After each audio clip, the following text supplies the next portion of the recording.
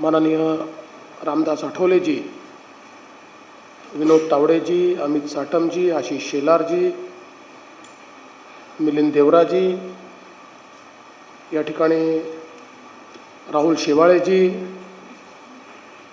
त्याचप्रमाणे योगेश कतमजी, अविनाश महातेकरजी, उपस्थित सर्व सन्मान्य आमदार आणि आमच्या तिन्ही पक्षांचे पदाधिकारी, उपस्थित सर्व माध्यमकर्मी भगिनी आणि बंधूंनो, महायुतीचा वचननामा आज आपल्यासमोर आम्ही प्रकाशित करतो आणि माननीय उपमुख्यमंत्र्यांनी या वचननाम्याचे सर्व हायलाइट्स आपल्यासमोर ठेवले आहेत.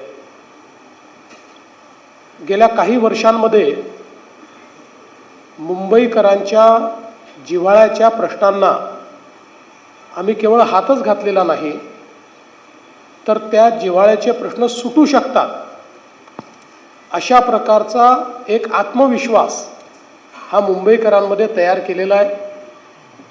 आणि म्हणून इतर कोणीही वचननामा दिला तरी त्यांचा ट्रॅक रेकॉर्ड आणि आमचा ट्रॅक रेकॉर्ड याच्यामध्ये असलेल्या अंतरामुळे आम्ही जो काही जाहीरनामा वचननामा देतो तो पूर्ण करू. आणि एवढंच नाही तर 5 वर्षानंतर ज्यावेळेस जनतेच्या समोर जाऊ त्यावेळी या वचननाम्यावर आधारित ॲक्शन टेकन रिपोर्ट हा मी फॅक्ट शीट म्हणून मांडू की काय आम्ही केलं होतं, काय सांगितलं होतं आणि काय काय आम्ही करू शकलो हे देखील लोकांसमोर आम्ही मांडू. मुंबईकरांचा जो जिव्हाळ्याचा प्रश्न आहे गृहनिर्माणाचा, त्याच्यामध्ये आत्ताच शिंदेसाहेबांनी सांगितलं की वेगवेगळे प्रश्न सोडवण्याचा प्रयत्न आम्ही करतो. त्या ठिकाणी डीम्ड कन्व्हेन्सचे विषय आम्ही सोडवलेले आहेत, जागा फ्री होल्ड करण्याच्या संदर्भातले निर्णय आम्ही घेतले आहेत, काही ठिकाणी हाईटचे जे रिस्ट्रिक्शन्स आहेत ते दूर करण्याकरता मग एअरपोर्ट अथॉरिटीचं रडार शिफ्टिंग असेल किंवा वेगवेगळ्या प्रकारच्या परमिशन्स असतील, फनेल झोन असेल, यामध्ये देखील मोठ्या प्रमाणात आपण निर्णय घेतले आहेत आणि भविष्यात याला चालना देण्याचा आपण एक प्रयत्न करणार आहोत. एक संकल्प आज आम्ही घेतलेला आहे, मुंबईत राहणारा जो मराठी माणूस आहे याला काहीही झालं तरी मुंबई सोडून बाहेर जावं लागणार नाही. मुंबईमध्येच त्याला घरं आम्ही देऊ आणि हे आम्ही BDD साहित करून दाखवलं, हे अभ्युदयनगरमध्ये आम्ही करतोय, हे पत्रासाहित आम्ही करून दाखवलं आहे, विशाल सह्याद्रीमध्ये आम्ही करून दाखवलेलं आहे. वेगवेगळ्या योजना जर बघितल्या तर काही लोक केवळ मराठी माणसाच्या घरांबद्दल बोलत राहिले, पण करणारे कोण आहेत तर आमची महायुती करणारी महायुती आहे, हे देखील आपण लक्षात घेतलं पाहिजे. आणि यासोबत एक अजून आम्ही निर्णय केला आहे की म्हाडाचे जे लेआउट्स आहेत, या म्हाडाच्या लेआउट्समध्ये आता त्याचं रिडेव्हलपमेंट करताना एकतर तिथल्या लोकांना आम्ही अधिकची जागा देतोच, पण त्याचसोबत त्याच्यामध्ये आता ट्रान्सपरन्सी आम्ही आणलेली आहे. पूर्वी विकासक हा केवळ लोकांकडनं कन्सेंट घेऊन विकासक व्हायचा आणि 20-20 वर्ष लोकांना बाहेर ठेवायचा. आता विकासक म्हाडा असणार आहे आणि जे मुंबईकर आहेत त्यांना घर देण्याकरता त्याच्यावर एक कन्स्ट्रक्शन करता डेव्हलपर अपॉइंट केला जाणार आहे, जेणेकरून उद्याच्या काळात त्यांनी परफॉर्म केलं नाही तर सगळे अधिकार हक्क म्हाडाकडे असतील. आणि हे सगळं टेंडर पद्धतीनं आम्ही करणार आहोत. त्यामुळे मोठ्या प्रमाणात ही ट्रान्सपरन्सी आता त्यामध्ये आणलेली आहे. आता हे टेंडर पद्धती आल्यामुळे काही लोकांच्या पोटात जळजळ होते आहे, त्यामुळे त्यांनी लगेच बोलणं चालू केलं, जमिनी विकणं चालू केलं आहे, जमिनी विकणं चालू केलं आहे. जमिनीचा 1 इंचही आम्ही विकत नाही आहे, सगळ्या जमिनीची मालकी म्हाडाचीच असणार आहे आणि अतिशय ट्रान्सपरंट पद्धतीनं त्या ठिकाणी डेव्हलपर आणण्याचं काम आम्ही करतो. त्याचप्रमाणे वेगवेगळ्या रखडलेल्या SRAच्या योजना या देखील मार्गी लावण्याचं काम आपण केलेलं आहे. धारावी आपल्याला कल्पना आहे, पहिल्यांदा तर मी पुन्हा एकदा स्पष्टपणे सांगतो, धारावीचा विकास DRP करणार आहे. या DRPमध्ये स्वतः शासन भागीदार आहे आणि सोबत डेव्हलपर आहे. धारावीमध्ये राहणाऱ्या प्रत्येक व्यक्तीला जो पात्र आहे, धारावीमध्येच मिनिमम 350 स्क्वेअर फुटाचं घर हे देण्याचा निर्णय आपण घेतलेला आहे. धारावीमध्ये वेगवेगळ्या प्रकारचे जे व्यवसाय आणि उद्योग चालतात, त्या सगळ्या लघु उद्योग आणि व्यवसायांना त्याच ठिकाणी अधिक चांगल्या पद्धतीनं इकोसिस्टीम तयार करून देण्याचा निर्णय आपण घेतलेला आहे. आणि धारावीतले जे अपात्र आहेत त्यांनाही कुठेही हायकोर्टाचा नियम न मोडता त्यातनं मार्ग काढून त्यांनाही घर देण्याचा निर्णय आपण केला आहे. त्यामुळे एक अत्यंत मोठं काम या धारावीच्या माध्यमातून आपण करतो. दुसरं, महानगरपालिकेमध्ये काम करणारे जेवढे आमचे सफाई कामगार आहेत, आम्ही 2019ला निर्णय घेतला होता की सफाई कामगारांना मालकी हक्काची घरं द्यायची, परंतु उद्धव ठाकरेजींच्या सरकारने तो निर्णय बदलला होता.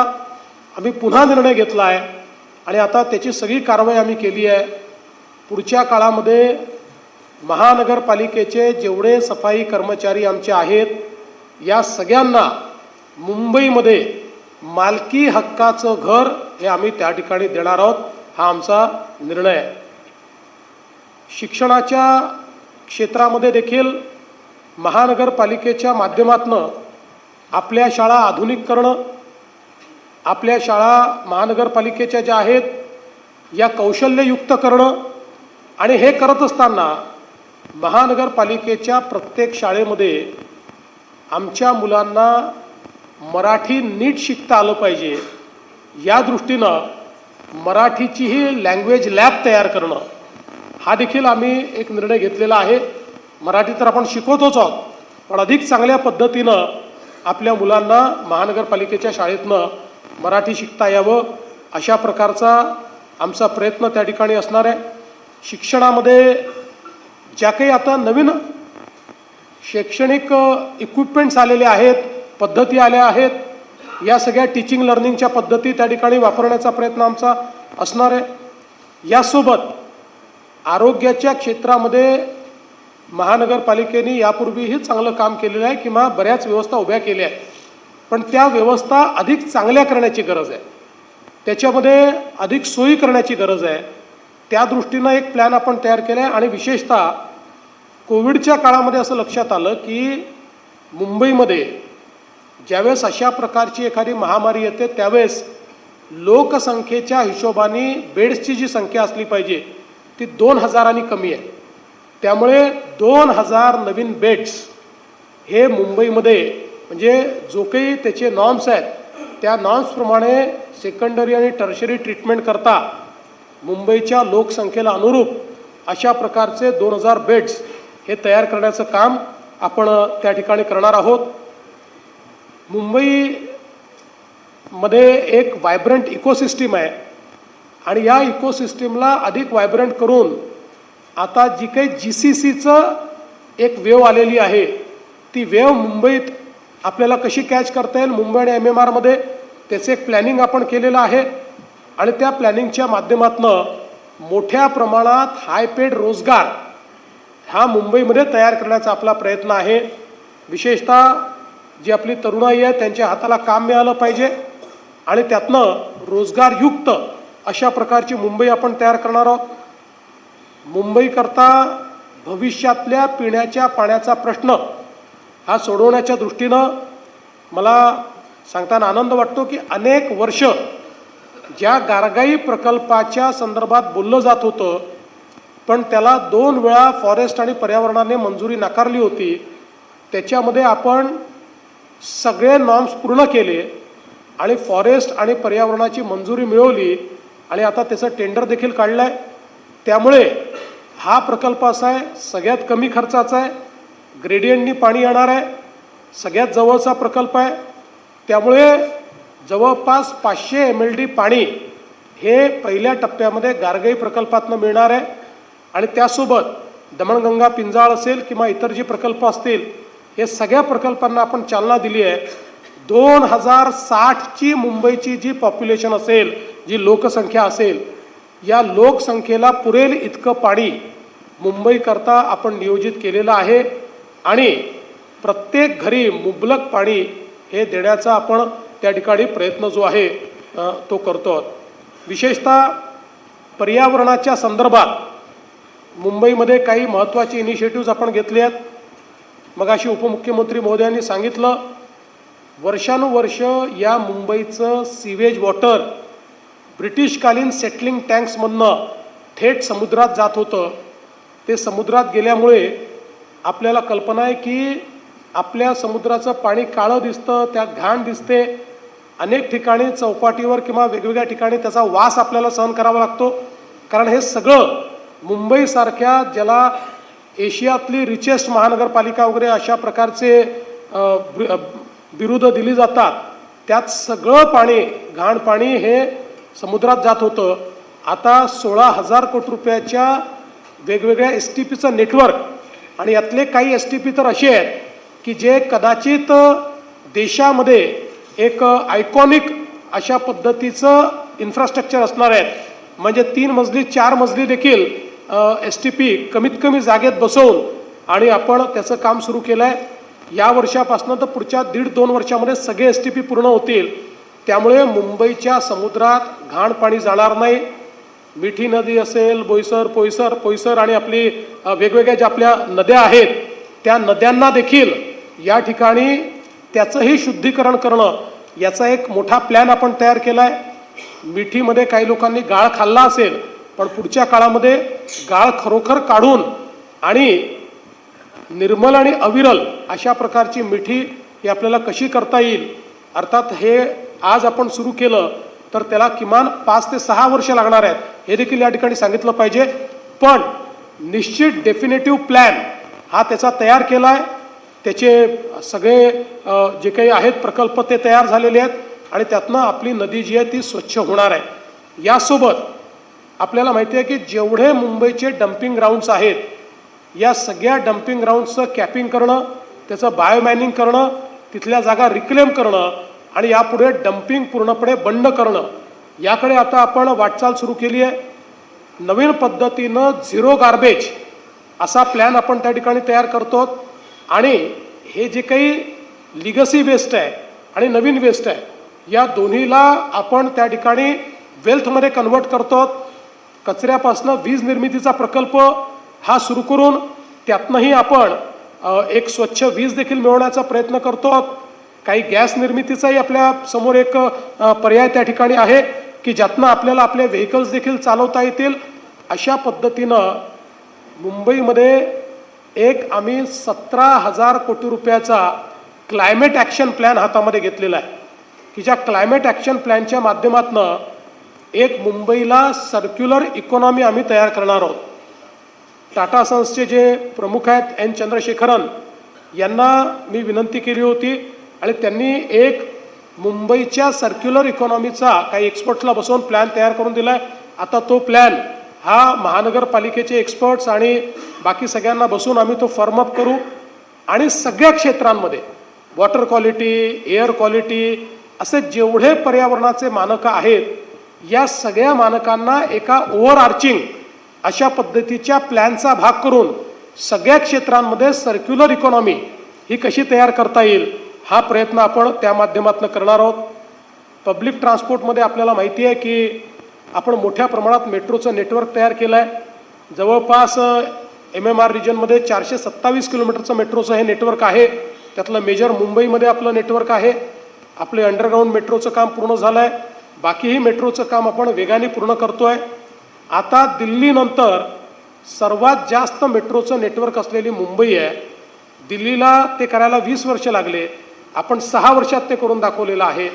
आता 2026-27 मध्ये जवळपास 50 किलोमीटरचं काम पूर्ण होईल. 27-28 मध्ये 80 किलोमीटरचं काम पूर्ण होईल. 29 पर्यंत आत्ता हातात घेतलेले सगळे नेटवर्क आम्हाला पूर्ण करायचे आहेत आणि काही नवीन आता अजून आपण विस्तारित नेटवर्क घेतोय, त्याला कदाचित त्याच्या पुढचा कालावधी लागेल. आणि हे करत असताना याच्यासोबतच आपल्या बेस्टमध्ये आपल्या बसेस ज्या आहेत, या बसेसकरता आज मुंबईच्या लोकसंख्येची तुलना केली तर आपल्याकडे 5,000 बसेस आहेत. पण मुंबईकरता, मुंबईसारख्या शहराकरता किमान 10,000 ते 12,000 बसेसची आवश्यकता आहे. आणि म्हणून मोठ्या प्रमाणात EV बसेसचे आपण निर्णय घेतला, त्याचे ऑर्डर्स दिले आहेत आणि पुढच्या काळामध्ये ही फ्लीट मोठी आपण करणार आहोत.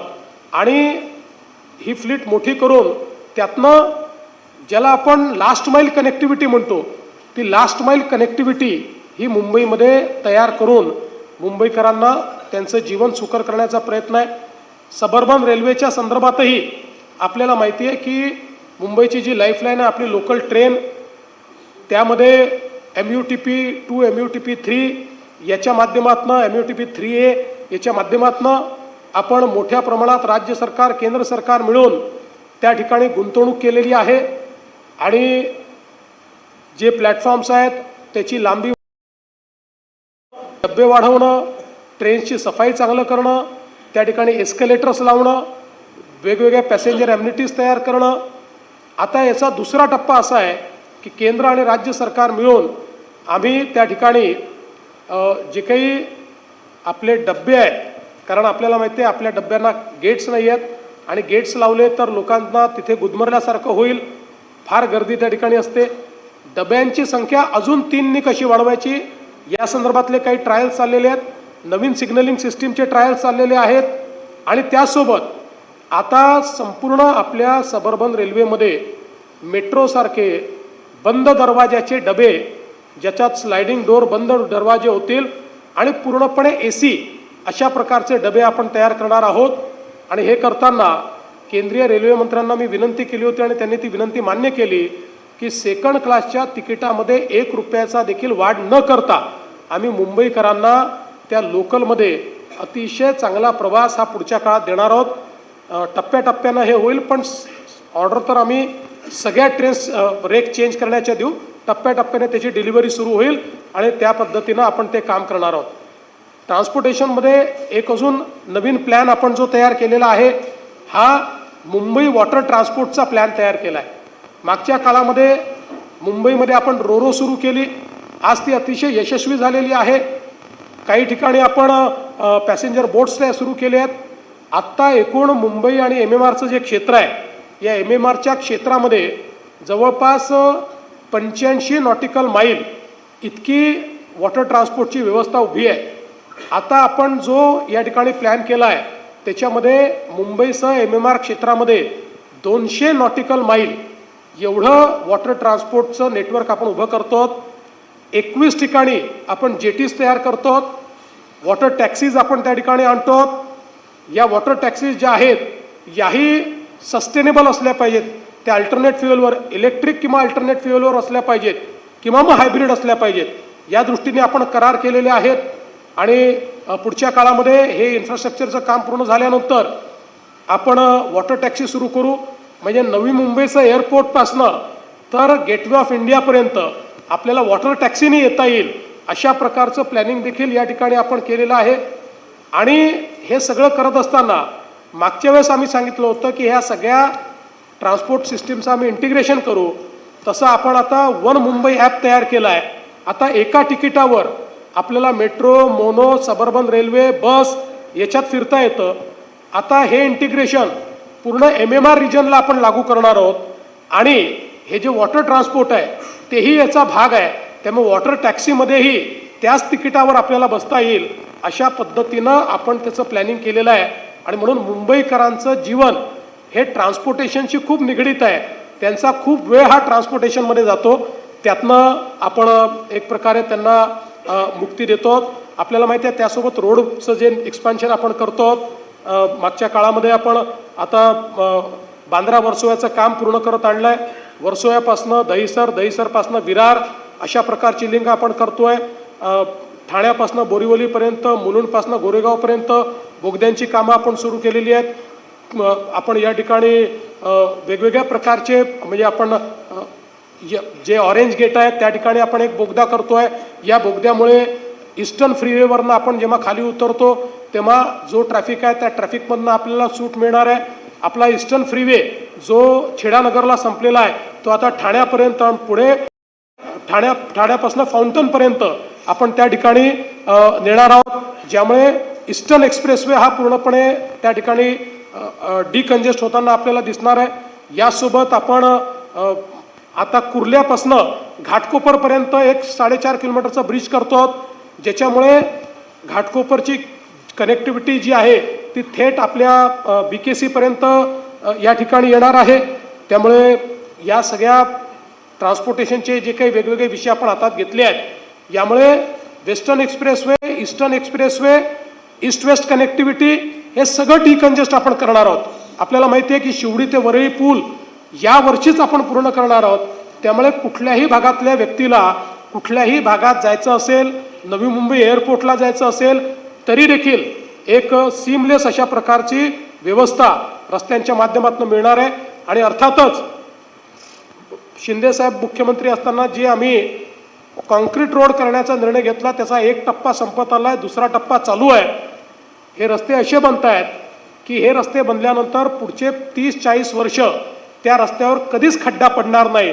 खड्डेमुक्त मुंबईकडे जाण्याचं काम हे आपण या ठिकाणी सुरू केलेलं आहे.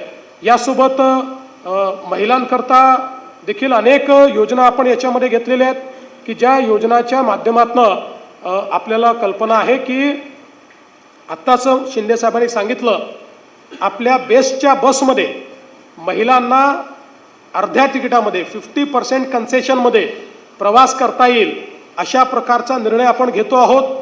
आणि त्यासोबत या मुंबईतल्या ज्या आमच्या लाडक्या बहिणी आहेत, या लाडक्या बहिणींना महानगरपालिकेच्या माध्यमातून मागच्या काळामध्ये आपण काही प्रशिक्षण दिलं आहे, काही त्यांना घरकामाकरता शिलाई मशीन्स असतील, वेगवेगळ्या इक्विपमेंट दिले आहेत. आता त्याच्या पलीकडे जाऊन आमच्या या ज्या काही लाडक्या बहिणी आहेत, मागच्या काळात एक आम्ही प्रयोग करून पाहिला आणि मुंबई बँकेच्या वतीनं आमच्या दरेकरांनी आपल्या या लाडक्या बहिणींना सरकारच्या योजनेतनं 1 लाखापर्यंतचं लोन हे बिनव्याजी दिलं आणि त्यातनं काही महिलांनी चांगले उद्योग सुरू केले. आता आम्ही असं ठरवलेलं आहे की महानगरपालिकेच्या माध्यमातून मुंबईच्या सगळ्या लाडक्या बहिणींना 5 लाखापर्यंत बिनव्याजी कर्ज आम्ही उपलब्ध करून देणार आहोत. त्यामुळे त्यांना आपला रोजगार उभा करता येईल आणि स्वयंरोजगारातून समृद्धीकडे किंवा लाडक्या बहिणीकडनं लखपती दिदीकडे अशा प्रकारचा जो त्यांचा प्रवास आहे तो प्रवास आपण या ठिकाणी करणार आहोत. यासोबत आपल्याला कल्पना आहे की या महानगरपालिकेमध्ये मोठ्या प्रमाणात ट्रान्सपरन्सी आम्हाला आणायची आहे, याच्या कारभारामध्ये ट्रान्सपरन्सी आणायची आहे. आता पुढच्या काळामध्ये बिल्डिंग प्लॅन अप्रुव्हलमध्ये आम्ही आर्टिफिशियल इंटेलिजन्स प्लॅटफॉर्मचा उपयोग करणार आहोत की ज्या प्लॅटफॉर्ममध्ये तुम्हाला 24 तासात कधीही अप्रुव्हल करता जाता येईल आणि DCR आणि DP आणि जिओस्पेशियल डेटा या सगळ्याचा उपयोग करून आर्टिफिशियल इंटेलिजन्सचं मॉडेलच सांगून देईल की याच्यामध्ये काय बरोबर आहे, काय चूक आहे, काय बदल केला पाहिजे. एक प्रकारे ह्युमन इंटरव्हेन्शन आम्ही कमी करतो आहोत आणि मोठ्या प्रमाणात ट्रान्सपरन्सी आणतो. तसंच प्रोजेक्ट्सच्या कॉन्करंट ऑडिटची एक सिस्टीम आम्ही उभी करणार आहोत, जेणेकरून कॉस्ट ओव्हररन किंवा अनेक वेळा वाढीव कॉस्ट या सगळ्या गोष्टींवर आळा आणण्याचं काम आम्ही करणार आहोत. मोठ्या प्रमाणात मुंबई महानगरपालिकेच्या कारभारामध्ये पारदर्शिता आणण्याकरता एक योजना आम्ही तयार केली आहे आणि त्यातनं हा कारभार देखील आम्ही पारदर्शी त्या ठिकाणी करणार आहोत. सेफ सिटी करण्याच्या दृष्टीनं मागच्या काळामध्ये आपण कमांड अँड कंट्रोल सिस्टीम उभी केली आहे. महापालिकेला पावसाळ्याच्या काळात ही कमांड अँड कंट्रोल सिस्टीम खूप कामी येते. आता त्यातही अधिक कॅमेरे लावून आर्टिफिशियल इंटेलिजन्सचा उपयोग करून प्रेडिक्टिव्ह अशा प्रकारच्या व्यवस्था आम्ही उभ्या करणार आहोत, ज्यातनं पूर नियंत्रणामध्ये देखील आपल्याला मोठ्या प्रमाणात फायदा होईल. आपल्याला कल्पना असेल की हे एक वर्ष असं होतं की खूप मोठ्या प्रमाणात पाऊस पडला तरीही त्या मनाने मुंबई थांबली नाही. पुढच्या काळामध्ये मुंबई थांबणार नाही. पावसाळ्यातही अशा पद्धतीनं आपण ही पूर्ण पूर नियंत्रणाची जी व्यवस्था आहे ही व्यवस्था या ठिकाणी करतो आहोत.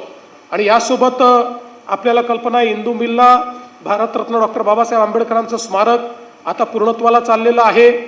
रमाबाई आंबेडकर नगरचा पुनर्विकास आपण त्या ठिकाणी आत्ता शिंदे साहेबांनी सांगितलं अतिशय उत्तम प्रकारे केला आहे. आणि विशेषतः लोकशाहीर अण्णाभाऊ साठे हे ज्या ठिकाणी चिरागनगरला राहत होते त्या ठिकाणी त्यांचं स्मारक हे देखील आपण तयार करतो आहोत. त्याचंही काम आपण सुरू केलेलं आहे. त्यामुळे आपली जी मानकं आहेत त्या मानकांचं देखील या ठिकाणी उत्तम संवर्धन केलं पाहिजे अशा प्रकारचा आपला प्रयत्न आहे. या मुंबईमध्ये राहणारा जो आमचा मराठी माणूस आहे, या मुंबईचा जो आम नागरिक आहे, मुंबईतला जो गरीब आहे, मुंबईतला जो झोपडपट्टीवासी आहे, मुंबईमधल्या महिला आहेत, कामकाजी महिला आहेत, या सगळ्यांचा विचार या वचननाम्याच्या माध्यमातून आम्ही केलेला आहे. खूप गोष्टी याच्यामध्ये आहेत, सगळ्या गोष्टी सांगता येणं शक्य नाही आहे. पण मी या निमित्ताने मुंबईच्या जनतेला एकच गोष्ट सांगतो, 25 वर्षाची निष्क्रियता तुम्ही पाहिली आहे. आता या 5 वर्षामध्ये ज्यावेळेस एखादी महानगरपालिका सक्रियतेने काम करते त्यावेळी ती काय परिवर्तन करू शकते हे दाखवण्याचं काम आम्ही करणार आहोत. आणि त्याकरता समस्त मुंबईकरांनी आमच्या महायुतीला या ठिकाणी पूर्ण बहुमताने निवडून द्यावं असं आव्हान मी करतो. धन्यवाद.